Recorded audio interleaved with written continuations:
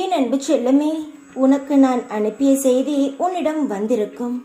அதை நீ படித்தோ கேட்டோ உணர்ந்தோ இருப்பாய். அசுரரி வாக்கு போல் கூட உன் காதில் விழுந்திருக்கும். என்ன ஆச்சரியமாக உள்ளதா?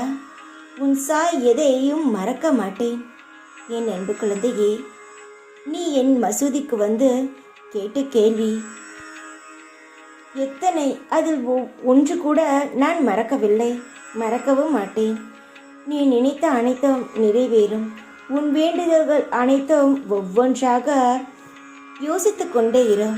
நீ நியாயமான வைத்த கோரிக்கைகள் அனைத்தையும் பரிபூரணமாக நான் உனக்கு செய்து தருவேன். இறைவனுக்கு பூஜித்த மந்திரங்களை தவிர மற்ற எதையும் இறைவன் குழந்தைகளிடம் எதிர்பார்ப்பது கிடையாது. அதுதான் உண்மை. அதுபோல் நீ என்னிடம் வைக்கும் உனது கோரிக்கைகள் விரைவில் உன்னிடம் வந்து சேரும். உனக்காக அனைத்தும் உனக்கே வந்து சேரும். கவலைப்படாதே. நீ நினைத்ததை உன் கண்ணில் காட்டும் அந்த நொடி உன் வாழ்நாளில் நீ அனுபவிக்காத சுகத்தை தரும். சாயிடம் ஒப்படைக்கப்பட்ட கோரிக்கைகள் சாய் சத்திய வாக்காக நினைத்த செயல்படும். உன்னை வந்து நிச்சயமாக அடையும். மகிழ்ச்சியாக இரு. இதை கேட்ட நொடி உனக்கு நல்லது நடந்து விட்டதாக நினைக்க தொடங்குவாய். உனக்கு உன்மேலே நம்பிக்கை வரும். நம்பிக்கை வர ஆரம்பிக்கும். உன் சந்தோஷத்தை பார்க்க நான் காத்திருக்கிறேன். வீட்டில் நான் இருப்பேன். நம்பிக்கையுடன் இரு. என்ன கவலை ஏக்கமும்? உன்னால் முன்னேறியவர்கள் முன் நீ கீழே சென்று விட்டாய். உன்னிடம் உதவி பெற்றவர்கள் கூட உன்னை கண்டு கொள்ளவில்லை. இதுதான் உன் ஆதங்கம். என் குழந்தையே, இதைதான் நான் ஆரம்பத்திலிருந்து சொல்லிக் கொண்டே இருக்கிறேன். உன்னை நீ நம்பு. உன்னை யாரும் காப்பாற்றுவார்கள் என்று என்றுமே நினைக்காதே.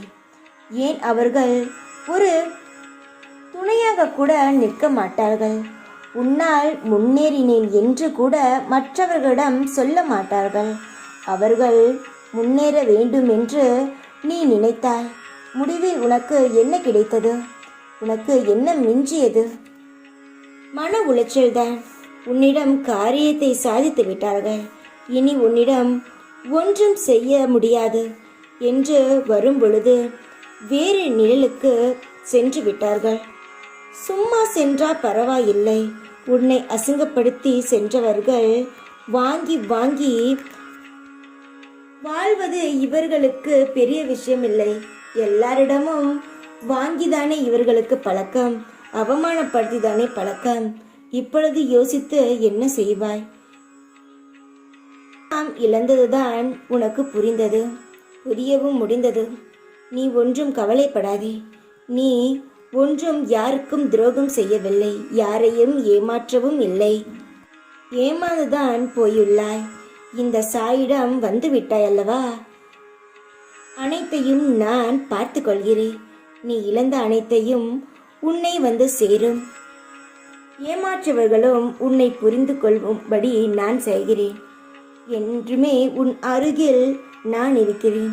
உன் கண்ணீரை துடைத்துவிட உன் சாயப்பா கைகள் உனக்கு எப்பொழுதும் உள்ளது. இனி யாரையும் உன் அருகில் சேர்க்காதே. இது சாயப்பாவின் சத்திய வாக்கு. இனி எல்லாம் நான் பார்த்து கொள்கிறேன். இனி யாரையும் உன் அருகில் கூட சேர்க்க வேண்டும் என்று நினைத்து கூட பார்க்காதே. நான் இருக்கிறேன் உனக்கு துணையாக. தைரியமாக இரு. உன் கூடவே நான் இருப்பேன் எப்பொழுதும். ஓம் சாய்ராம்.